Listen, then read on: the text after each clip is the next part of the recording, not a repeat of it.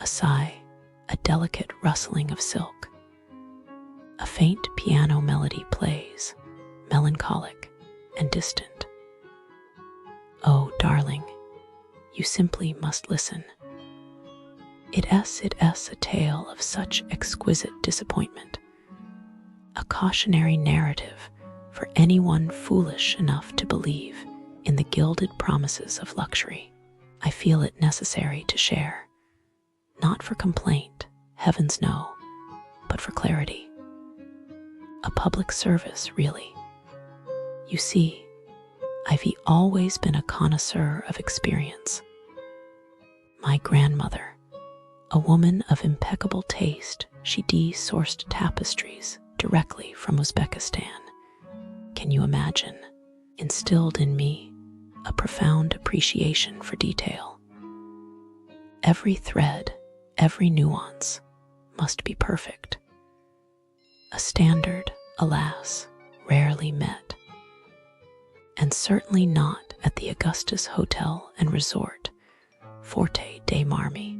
It began, you see, with a road trip. A rather ambitious undertaking, planned with meticulous precision.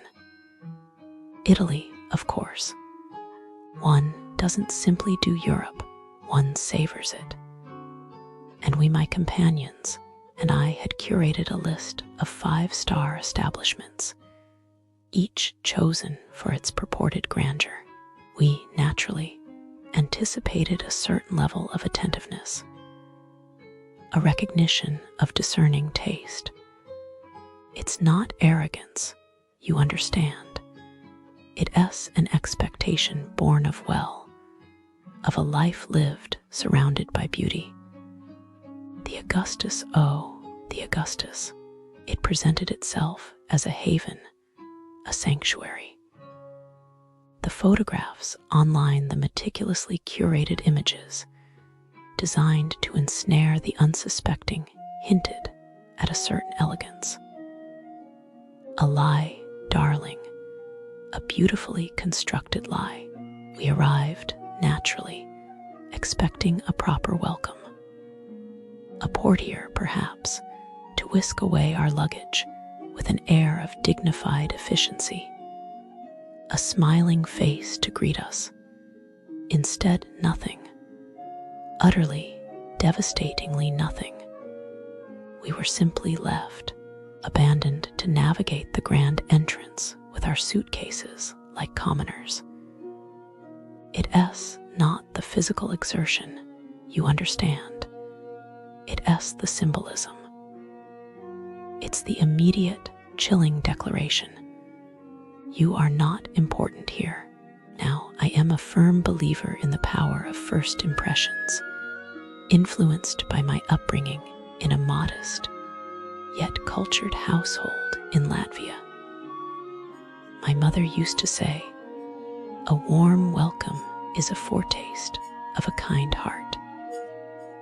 This, however, felt cold, calculated, like being presented with a bill before even being seated. We were assigned a room in what they refer to as the nave building.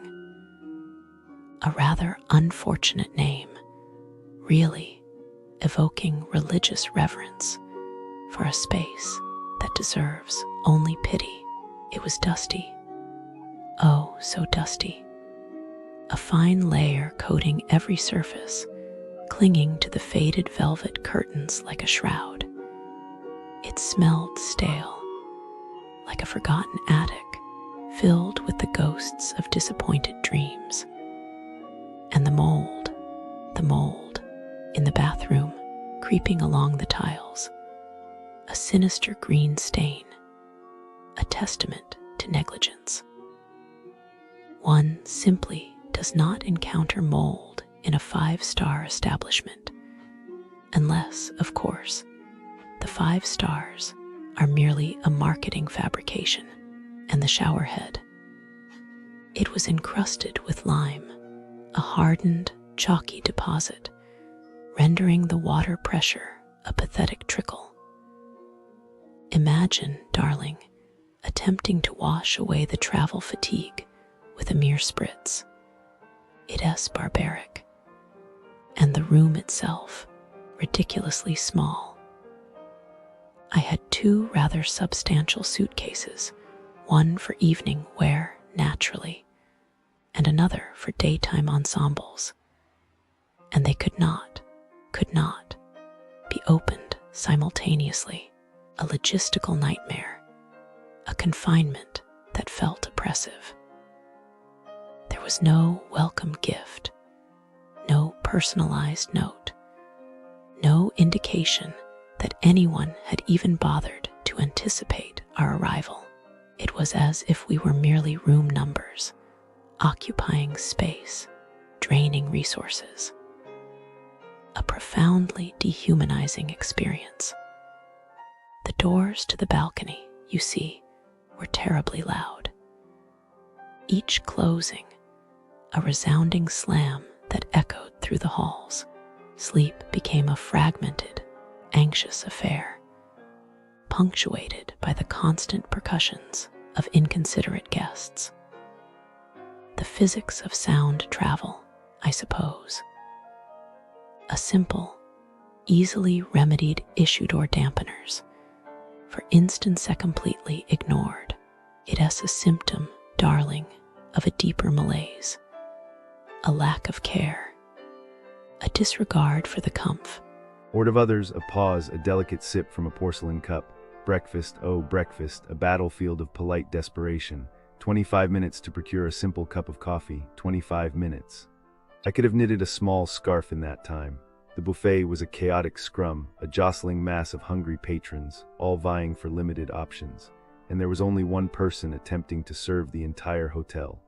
One poor soul, overwhelmed and visibly stressed, attempting.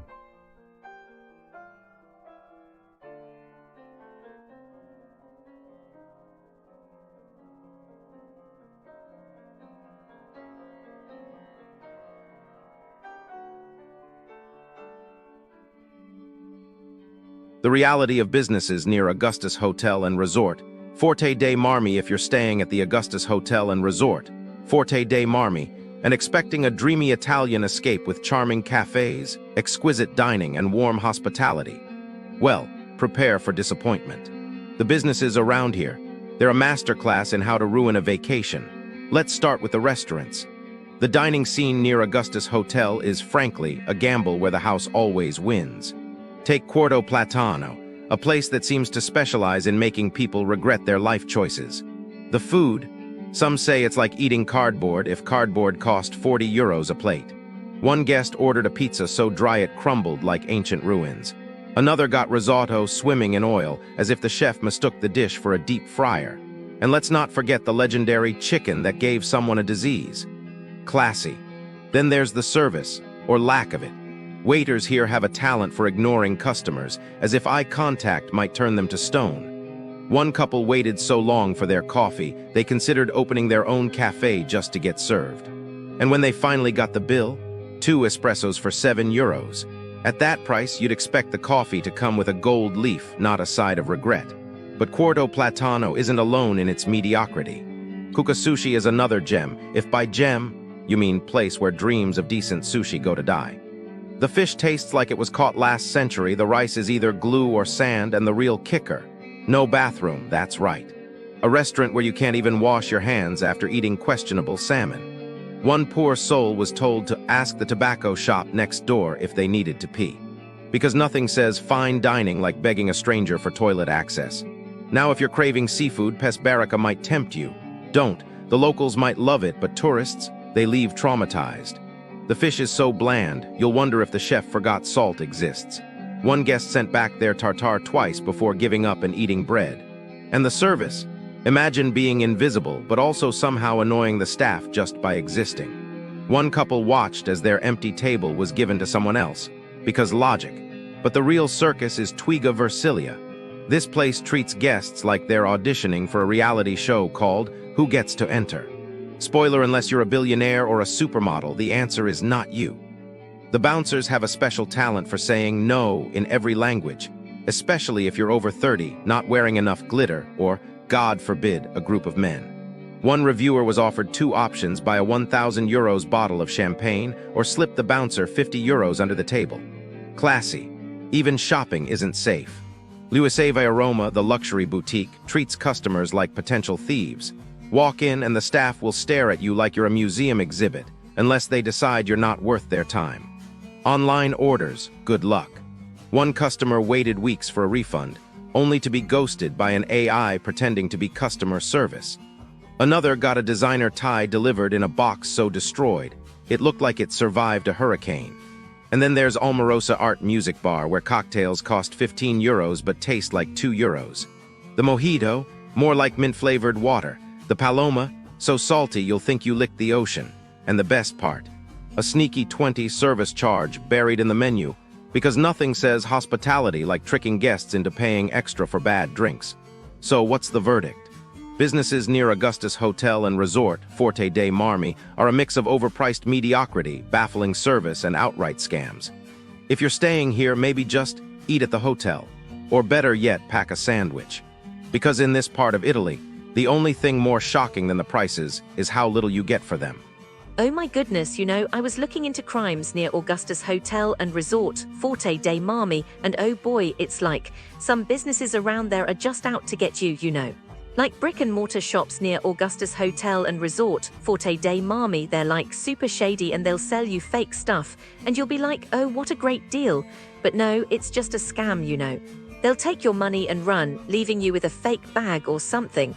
For example, on March 19, 2025, police seized 29 counterfeit items from a vendor at the popular Forte dei Marmi market. I mean, can you believe it? This guy was selling fake bags, wallets, and accessories with famous labels on them. He must have thought, hey, tourists will never know the difference. But the police caught him and he got banned for a year. I'm like, good, you deserved it. It's not right to take advantage of people like that. And then there was this one tourist, a 64-year-old German woman who bought a straw bag with a fake Yves Saint Laurent logo at the same market. She paid 50, which is like a lot of money for a fake bag, but the police caught her and she got fined 600. I'm like, oh no, poor lady, she must have been so upset. But it's not just the vendor's fault, it's also the buyer's fault for not being careful. I mean, if it's too good to be true, it probably is, And get this, in August 2025, the police did a raid on the beaches near Augustus Hotel and Resort, Forte dei Marmi, and they found a storage spot with 3,200 fake designer items. Can you believe it? It's like they were preparing for a big sale or something. The police seized all the fake goods, which were valued at 80,000. I'm like, wow, that's a lot of fake stuff. The vendors must have been making a lot of money from it, but it's not